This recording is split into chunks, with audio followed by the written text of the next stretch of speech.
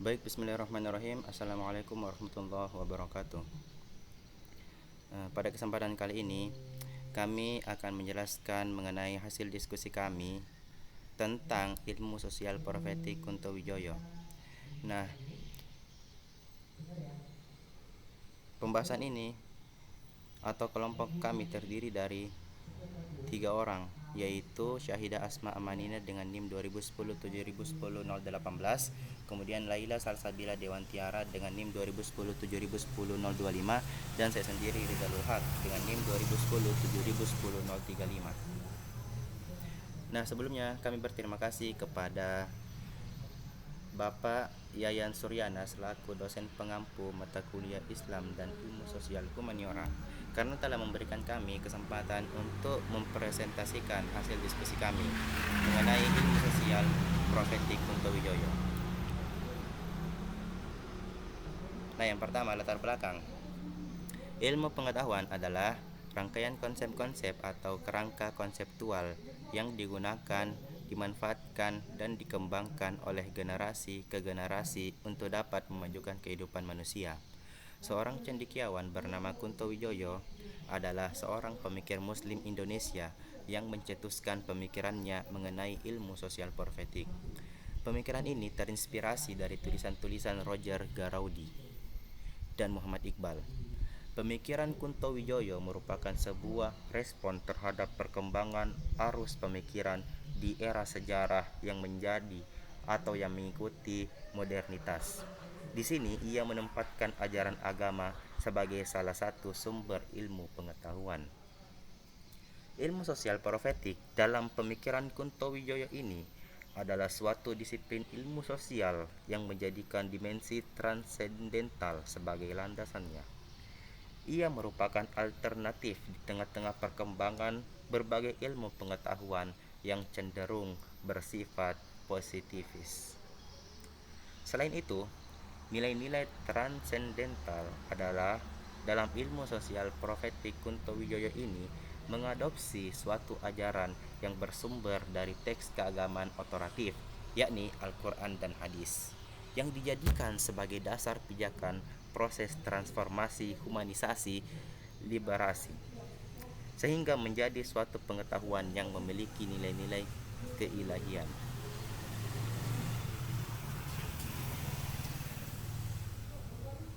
Kemudian pada slide selanjutnya kami akan membahas 3 pembahasan, yaitu yang pertama mengenai sketsa kehidupan Kunto Wijoyo. Dalam hal ini yaitu sejarah kehidupan dan karir keilmuan. Kemudian yang kedua yaitu gagasan ilmu sosial profetik, dan yang ketiga relevansi ilmu sosial profetik bagi Islam.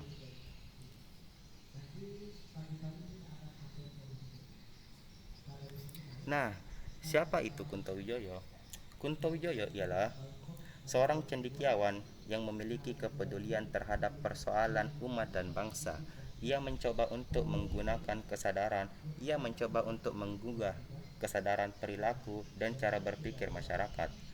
Sosok ini ialah seseorang yang menurutnya cendekiawan bukan hanya pendidikan dan kecerdasan yang terwujud dalam titel sarjana hingga profesor, melainkan kecerdasan ialah ia dapat mentransformasikan ilmunya sebagai penggerak perubahan menuju ke arah yang lebih baik bagi bangsa.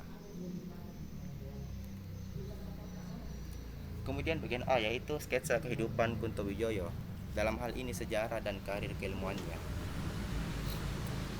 Dari garis keturunan, Kunto Wijoyo termasuk golongan priyayi. Keluarga Kunto Wijoyo juga terdiri dari orang-orang Muhammadiyah dan Nahdlatul Ulama.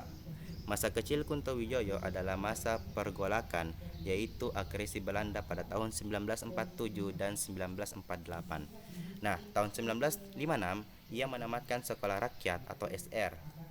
Sejak kecil, ia aktif mengikuti kegiatan-kegiatan keagamaan, yaitu belajar agama ke surau yang dilakukan sehabis zuhur, sepulang sekolah, hingga selepas asar. Malamnya, sehabis isya, ia kembali ke surau untuk mengaji. Saat menjalani kehidupan di surau inilah Kunto Wijoyo mulai belajar menulis puisi, berdeklamasi, dan mendongeng. Di surau ini pula lah secara kebetulan ia mengenal Muhammadiyah. kemudian memasuki kepanduan Hizbul Waton. Bakatnya dalam berdeklamasi, bermain drama, dan menulis puisi semakin berkembang ketika ia bergabung dalam Organisasi Pelajar Islam Indonesia atau PII. Selain belajar mengaji dan berdeklamasi, Kunto Wijoyo gemar menyimak siaran sastra di Radio Republik Indonesia RRI Surakarta. Nah, pada siang hari ia sering menyempatkan diri pergi ke kota kecamatan, memasuki gedung perpustakaan dan melahap kisah-kisah Karl Marx. Kunto Wijoyo dikenal sebagai cendekiawan yang sederhana.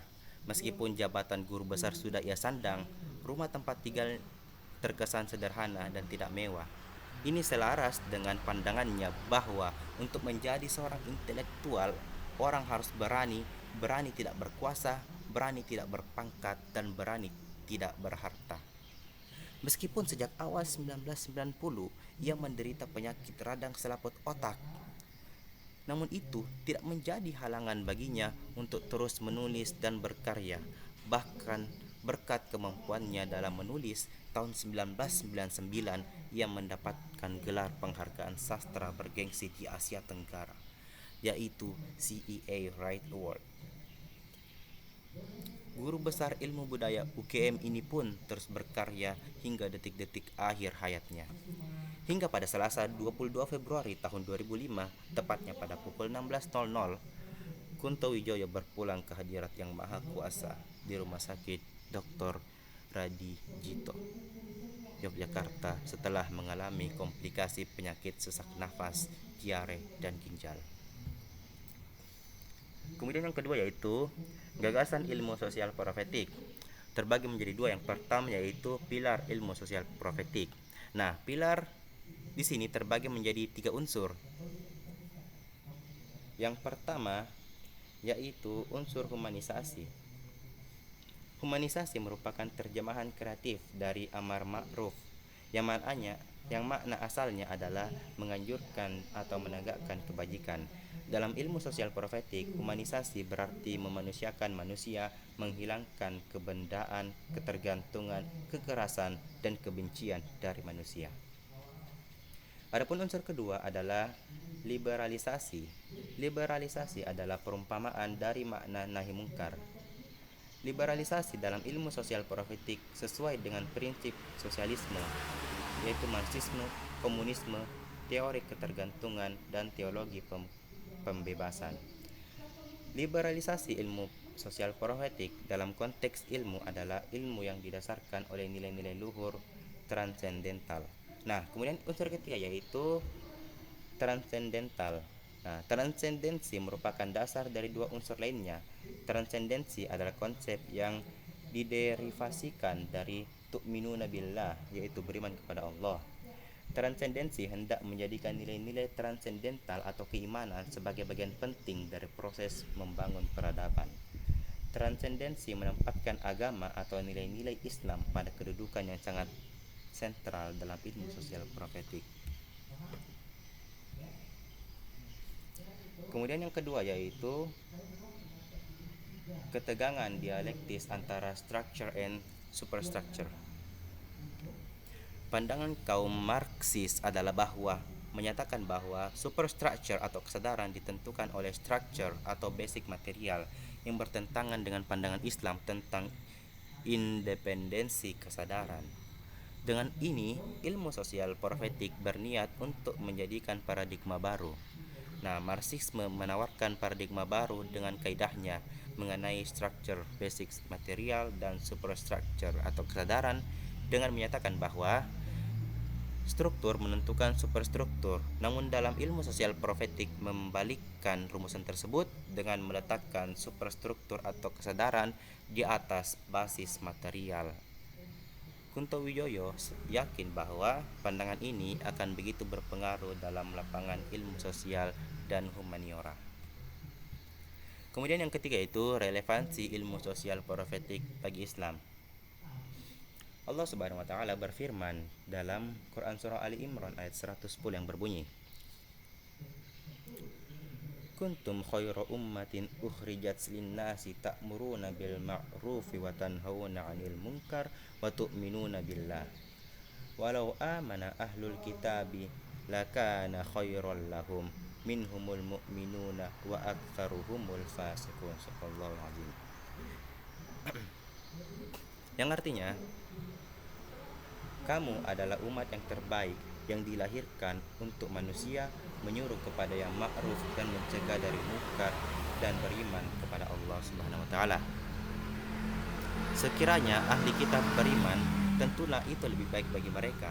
Di antara mereka ada yang beriman, namun kebanyakan mereka adalah orang-orang yang fasik.